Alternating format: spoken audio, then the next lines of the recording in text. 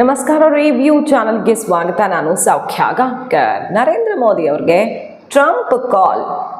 Iran ಭಾರತವನ್ನು ಬಿಗಿದಪ್ಪಿಕೊಂಡಿರುವ ಹೊತ್ತಲ್ಲೇ America ಭಾರತಕ್ಕೆ big ಆಫರ್ನ ಕೊಡ್ತಿದೆ. ಭಾರತ ನಿಜವಾಗಿ ಏನು ಈ ಯುದ್ಧದಲ್ಲಿ ಪಡ್ಕೊಂಡಿರೋದು, ಸಾಧಿಸಿರೋದು ಅನ್ನೋದ್ರ ಬಗ್ಗೆ ನಾವು ಸರಣಿ ವರದಿಗಳನ್ನು ನಿಮ್ಮ ಮುಂದೆ ಇಡ್ತಾ ಇದ್ದೀವಿ. ಇದರ ಬೆನ್ನಲ್ಲೇ ನೋಡಿ, ಆಶ್ಚರ್ಯಕರ ಅನ್ನೋ ರೀತಿ ಇಡೀ ಜಗತ್ತು ಊಹಿಸಿದ್ದೇ ಒಂದು.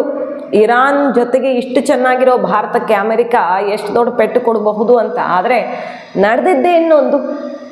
ಭಾರತ ಡಿಪ್ಲೊಮ್ಯಾಟಿಕಲಿ ಎಷ್ಟು ದೊಡ್ಡ ಸಾಧನೆಯನ್ನು ಮಾಡಿದೆ ಈ ಯುದ್ಧದ ಸಮಯದಲ್ಲಿ ಅನ್ನೋದರ ಸ್ಪಷ್ಟ ಚಿತ್ರಣವನ್ನು ನಿಮ್ಮ ಮುಂದೆ ಇಡ್ತಾ ಹೋಗ್ತೀವಿ.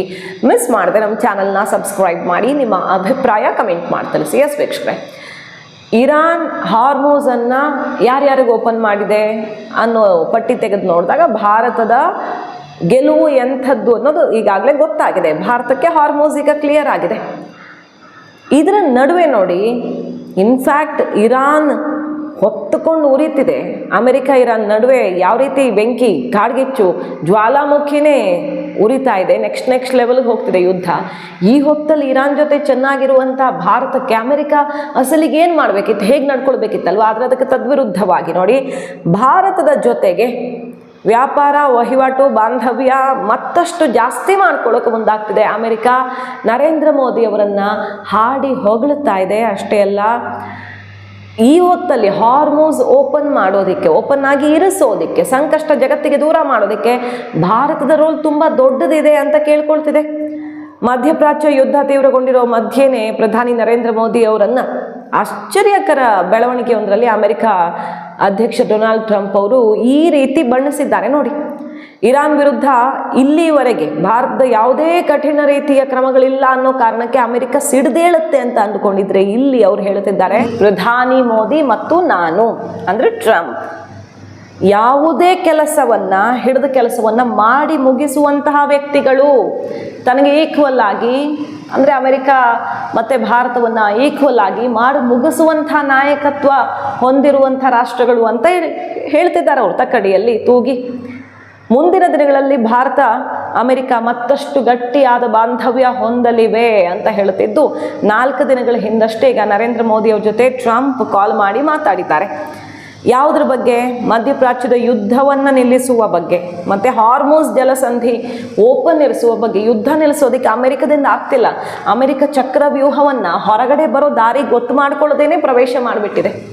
ಸೊ ಒಳಗಡೆ ಸಿಕ್ಕಾಕೊಂಡಿದೆ, ನಿಲ್ಲಿಸೋಕ್ಕಾಗ್ತಿಲ್ಲ. ಅಂತಹ ಸ್ಥಿತಿಯಲ್ಲಿರೋದ್ರಿಂದ ಈಗ ಯುದ್ಧ ನಿಲ್ಲಿಸೋದಕ್ಕೆ ಒಂದು ಪ್ರಬಲ, ಎಲ್ಲರ ಜೊತೆಗೂ ಚೆನ್ನಾಗಿರುವಂಥ ರಾಷ್ಟ್ರ ಬೇಕು. ಆ ರಾಷ್ಟ್ರ ಯಾರು ಅಂತ ಕೇಳಿದ್ರೆ ಎಲ್ಲರ ಬಾಯಲ್ಲಿ ಬರ್ತಿರೋದು ಭಾರತ ಅಂತ.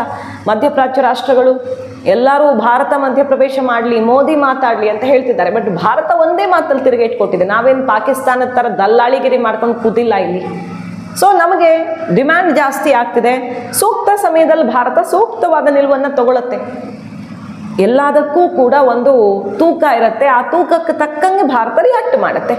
ಈಗ ಬೇರೆಯವರೆಲ್ಲ ಕೇಳಿದ್ದಾಯ್ತು, ಅಮೆರಿಕ ಕೇಳ್ತಿದೆ ಭಾರತ ಈ ಯುದ್ಧವನ್ನು ಸಮಾಪ್ತಿ ಮಾಡೋದಕ್ಕೆ ದೊಡ್ಡ ರೋಲನ್ನು ತಗೊಳ್ಬೇಕು ಅಂತ. ಮತ್ತು ಅದಕ್ಕಿಂತ ಪ್ರಮುಖವಾಗಿ ಮೊದಲಾಗಬೇಕಾಗಿರೋದು ಹಾರ್ಮೋಸ್ ಜಲಸಂಧಿ ಓಪನ್ ಆಗಬೇಕಲ್ಲ.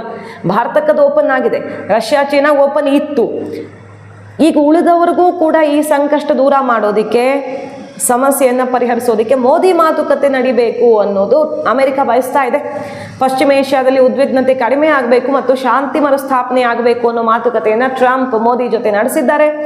ಈ ಬೆನ್ನಲ್ಲೇ ಟ್ರಂಪ್ ಅವರ ಹೊಗಳಿಕೆ, ಈಗ ಭಾರತ ಏನು ಅನ್ಕೊಳ್ಳುತ್ತೋ ಅದನ್ನು ಮಾಡಿ ಮುಗಿಸತ್ತೆ, ಅಮೆರಿಕ ರೀತಿನೇ ಮಾಡಿ ಮುಗಿಸತ್ತೆ ಭಾರತ ಅನ್ನುವ ಮೂಲಕ ಈ ಯುದ್ಧವನ್ನು ನಿಲ್ಲಿಸುವಲ್ಲಿ ನರೇಂದ್ರ ಮೋದಿ ಅವರು ಟಾಸ್ಕ್ ಕೈಗೆತ್ತಿಕೊಂಡು ಯಶಸ್ವಿಯಾಗಿ ಮುಗಿಸಲಿ ಅಂತ ಕೇಳ್ಕೊಳ್ತಿದೆ. ನೋಡಿ, ನಂಬರ್ 1 ತಿಂಗಳು ನಾವು ಭಾರತಕ್ಕೆ ರಷ್ಯಾದಿಂದ ಆಯಿಲ್ ತಗೊಳ್ಳೋಕ್ಕೆ ಮತ್ತೆ ವಿನಾಯಿತಿ ಕೊಟ್ಟಿದ್ದೀವಿ ಅಂತ ಹೇಳಿತ್ತು ಅಲ್ವಾ ಅಮೆರಿಕ? ನೆನಪಿರಬಹುದು ನಿಮಗೆ. ಎಲ್ಲರೂ ಬಾಯಿ ಬಡ್ಕೊಂಡಿದ್ರು, ಭಾರತ ತಿರುಗೇಟ್ಕೊಟ್ಟಿತ್ತು. ನಾವು ಯಾರಿಂದ ಏನು ತಗೊಳ್ಳೋಕು ಯಾರ ಪರ್ಮಿಷನ್ನು ಕೇಳಲ್ಲ. ಫಸ್ಟ್ ಆಫ್ ಆಲ್ ಸ್ಟಾಪ್ ಮಾಡಿದ್ರೆ ತಾನೇ ಹೊಸದಾಗಿ ತಗೊಳ್ಳೋಕ್ಕೆ. ಜನವರಿಲೂ ತೊಗೊಂಡಿದ್ದೀವಿ, ಫೆಬ್ರವರಿಲೂ ತೊಗೊಂಡಿದ್ದೀವಿ, ಮಾರ್ಚಲ್ಲೂ ತೊಗೊಳ್ತಿದ್ದೀವಿ, ಜಾಸ್ತಿ ತೊಗೊಳ್ತಿದ್ದೀವಿ, ಯುದ್ಧದ ಎಫೆಕ್ಟ್ ಅಷ್ಟೇ ಅಂತ ಹೇಳಿತ್ತಲ್ವ. ಈಗ ನೋಡಿ, 1 ತಿಂಗಳಾಯ್ತಲ್ವ ಯುದ್ಧ ಶುರು ಆಗಿ, ಆಲ್ಮೋಸ್ಟ್ 1 ತಿಂಗಳು ಮುಗಿತಾ ಬಂತಲ್ವ. 40% ಜಾಸ್ತಿ ಮಾಡಿದೆ ಈಗ ರಷ್ಯಾದಿಂದ ತರಿಸ್ಕೊಳ್ಳೋದನ್ನು. ಅನಿಲ, ಈ ತೈಲ ಎಲ್ಲವನ್ನು 40% ಜಾಸ್ತಿ ಮಾಡ್ಕೊಂಡು ತರಿಸ್ಕೊಳ್ತಿದೆ. ಸೊ ಭಾರತ ತನಗೇನು ಬೇಕೋ ಅದನ್ನು ಮಾಡ್ಕೊಳ್ಳೋದ್ರ ಜೊತೆಗೆ ಜಗತ್ತಿಗೆ ಈಗ ಸಹಕಾರ ಕೊಡಲೇಬೇಕಾಗಿದೆ. ಜಗತ್ತನ್ನು ಈ ಸಂಕಷ್ಟದಿಂದ ಪಾರು ಮಾಡೋಕೆ ಅನ್ನುವಂಥ ಡಿಮ್ಯಾಂಡ್ ಕೂಡ ದೊಡ್ಡ ಪ್ರಮಾಣದಲ್ಲಿ ಶುರುವಾಗಿರೋದನ್ನು ಗಮನಿಸಬಹುದು. ಮತ್ತೊಂದು ಕಡೆ ಯುದ್ಧದ ವಿಚಾರದಲ್ಲಿ ಮತ್ತೊಂದು ದೊಡ್ಡ ಬೆಳವಣಿಗೆ ಆಗಿದೆ, ದೊಡ್ಡ ಅನೌನ್ಸ್ಮೆಂಟ್ ಆಗಿದೆ. ವೈಟ್ ಹೌಸ್ನಿಂದ ಯುದ್ಧ ತಾರಕಕ್ಕೇರುವಂಥ ಲಕ್ಷಣ ಕಂಡು ಬರ್ತಿದೆ. ಒಂದು ದೊಡ್ಡ ರೋಚಕ ಘೋಷಣೆಯಾಗತ್ತೆ ಅಂತ ಈಗ ಅಮೆರಿಕ ವೈಟ್ ಹೌಸ್ ಸುಳಿವನ್ನು ಕೊಟ್ಟಿರೋದು. ದೊಡ್ಡ ಘೋಷಣೆ ಅಂದರೆ ಯುದ್ಧದಲ್ಲಿ ಕ್ಲೈಮ್ಯಾಕ್ಸ್ ಹಂತದ ಒಂದು ಅಸ್ತ್ರ ಪ್ರಯೋಗಿಸ್ತಿದ್ದೀವಿ ಅಂತ. ಭೂಸೇನೆ ನುಗ್ಗಲಿದೆ ಇರಾನ್ನೊಳಗೆ ಅನ್ನೋದೊಂದು ಇತ್ತು ಪ್ರಶ್ನೆ, ನುಗ್ಗತ್ತಾ ಅಂತ. ಈಗ ಬಹುತೇಕ ಅದರದ್ದೇ ಸುಳಿವು ಸಿಗ್ತಾ ಇದೆ. ಸಾಮಾಜಿಕ ತಾಣದಲ್ಲಿ ಪೋಸ್ಟ್ ಮಾಡಿದ್ದಾರೆ ಇದ್ರ ಬಗ್ಗೆ. ಅಮೆರಿಕದಿಂದನೇ ಅಧಿಕೃತವಾಗಿ ಪೋಸ್ಟ್ ಆಗಿದೆ. ಕಾರ್ಯಾಚರಣೆ ಯಾವ ಬಗೆಯಲ್ಲಿ, ಭೂಸೇನೆಯ ಕಾರ್ಯಾಚರಣೆಯ ಹಾಗಾದರೆ ಈ ಸಲ ಇರಾನ್ನ ವಾಯು ಶಕ್ತಿಯನ್ನೇ ನಾವು ಡೆಸ್ಟ್ರಾಯ್ ಮಾಡಿದ್ದೀವಿ, ಎಲ್ಲ ವಾಯುನೆಲೆಗಳನ್ನು ಧ್ವಂಸ ಮಾಡಿದ್ದೀವಿ ಅಂತ ಹೇಳ್ಕೊಳ್ತಿದೆ. ಬಟ್ ಅವ್ರೇನು ಸುಮ್ಮನಾಗ್ತಿಲ್ಲ, ತಿರುಗಿಸ್ಕೊಡ್ತಿದ್ದಾರೆ. ಈ ಇರಾನ್ ಮತ್ತೆ ತಿರುಗಿ ಬೀಳ್ತಿರೋದು ನೋಡ್ತಾ ಇದ್ರೆ ಅಮೆರಿಕಾಗೆ ಇದು ಒಂಥರ ಸಹಿಸಿಕೊಳ್ಳಲಾಗದಿರೋದು, ಮತ್ತು ಮೀಸೆ ಮಣ್ಣಾಗ್ತಿದೆ. ಅಮೆರಿಕ ಇರಾನ್ ಸೋಲ್ಸೋಕ್ಕಾಗ್ತಿಲ್ವಂತ. ಸೊ ಫಿನಿಶ್ ಮಾಡೋ ಹಂತಕ್ಕೆ ಈಗ ತಗೊಂಡು ಹೋಗೋದು ಲೆಕ್ಕಾಚಾರ. ಹಾಗಾಗಿ ಭೂಸೇನೆಯನ್ನು ನುಗ್ಗಿಸೋದಕ್ಕೆ ಅಮೆರಿಕ ತಯಾರಿ ಮಾಡ್ಕೋತಿದೆಯಾ? ಅಂಥದ್ದೇ ಒಂದು ದೊಡ್ಡ ಘೋಷಣೆ ಆಗತ್ತೆ ಅಂತ ಹೇಳ್ತಾ ಇದೆ. ಇರಾನ್ ಸರ್ಕಾರದ ಮನವಿಯಂತೆ ಇಂಧನ ಘಟಕಗಳ ಧ್ವಂಸದ ಆದೇಶವನ್ನು 10 ದಿನಗಳ ಕಾಲ ಮುಂದೂಡಿದ್ದೀನಿ ಅಂತ ಅಮೆರಿಕ ಹೇಳ್ಕೊಂಡಿತ್ತು. ಏಪ್ರಿಲ್ 6 ರಾತ್ರಿ 8 ಗಂಟೆ ತನಕ ಇದು ಜಾರಿಯಲ್ಲಿರುತ್ತೆ ಅಂತ ಟ್ರಂಪ್ ಈಗ ಟ್ರೂತ್ ಸೋಷಿಯಲಲ್ಲಿ ಪೋಸ್ಟ್ ಮಾಡ್ಕೊಂಡಿದ್ದಾರೆ. 48 ಗಂಟೆಗಳಲ್ಲಿ ಹಾರ್ಮೋಸ್ ಮುಕ್ತ ಮಾಡದಿದ್ದಲ್ಲಿ ಇಂಧನ ಸ್ಥಾವರಗಳನ್ನು ಧ್ವಂಸ ಮಾಡೋ ಬೆದರಿಕೆನೂ ಹಾಕಿದ ನೆನಪಿದೆ. ಅದರ ಮರುಕ್ಷಣವೇ ಇರಾನೇ ದಾಳಿ ಮಾಡ್ತು, ಅದನ್ನೂ ನೋಡಿದ್ದೀವಿ. ಸೊ ಅದನ್ನೆಲ್ಲ 5 ದಿನಗಳಿಗೆ ವಿಸ್ತರಣೆ ಮಾಡಿದ್ದಾರೆ. ಇರಾನ್ ಈಗ ಆಸಕ್ತಿ ತೋರಿಸ್ತಾ ಇದೆ, ಕದನ ವಿರಾಮದ ವಿಚಾರದಲ್ಲಿ ಸ್ವಲ್ಪ ಆಸಕ್ತಿ ತೋರಿಸ್ತಾ ಇದೆ ಅನ್ನೋದು ಕಂಡು ಬರ್ತಿದೆ.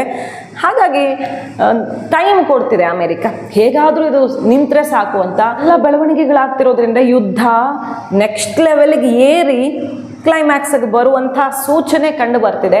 ಇದ್ರ ನಡುವೆ ಭಾರತವಂತೂ ವೆಲ್ ಪ್ರಿಪೇರ್ಡ್. ಈಗಾಗಲೇ ಬ್ಯಾಕ್ ಟು ಬ್ಯಾಕ್ ನಮ್ಮ LNG ಹಡಗುಗಳು ಬಂದು ಮಂಗಳೂರು ಬೇರೆ ಬೇರೆ ಬಂದರೆಲ್ಲ ಸೇರ್ಕೊಳ್ತಾ ಇವೆ.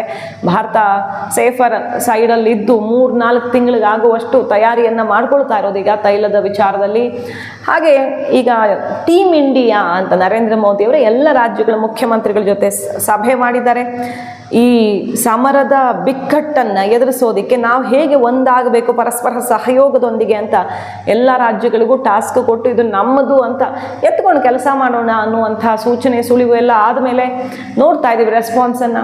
ಸಮಸ್ಯೆ ಸರಿ ಹೋಗೋದಕ್ಕೆ ಎಲ್ಲ LPG ಡಿಸ್ಟ್ರಿಬ್ಯೂಷನ್ ಕೂಡ ರಾಜ್ಯಗಳಿಗೆ ಹೆಚ್ಚು ಮಾಡೋದಕ್ಕೆ ಕೇಂದ್ರ ಸರ್ಕಾರ ಕ್ರಮ ಕೈಗೊಳ್ತಿದೆ. ನಿನ್ನೆ ಅಷ್ಟೇ ಸಿದ್ದರಾಮಯ್ಯನವರ ಪರಮಾಪ್ತ ಮತ್ತು ಅವರ ಆರ್ಥಿಕ ಸಲಹೆಗಾರ ಬಸವರಾಜ ರಾಯರೆಡ್ಡಿ ಅವರ ಮಾತು ಕೇಳಿಸ್ಕೊಂಡ್ವಿ.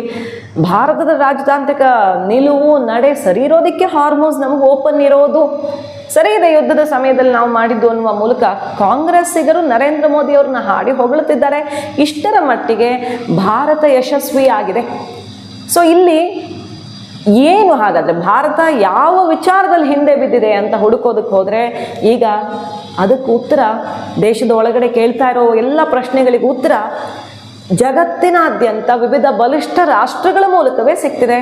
ಭಾರತ ಇವತ್ತು ಎಲ್ರಿಗೂ ಎಷ್ಟು ಇಂಪಾರ್ಟೆಂಟ್ ಮತ್ತು ಭಾರತ ಏನು ಮಾಡಿದೆ ಅಂತ. ಮಾಹಿತಿ ಇಷ್ಟ ಆಗಿದ್ರೆ ಮಿಸ್ ಮಾಡಿದೆ ನಮ್ಮ ಚಾನಲ್ನ ಸಬ್ಸ್ಕ್ರೈಬ್ ಮಾಡಿ, ನಿಮ್ಮ ಅಭಿಪ್ರಾಯ ಕಮೆಂಟ್ ಮಾಡಿ ತಿಳಿಸಿ. Thank you.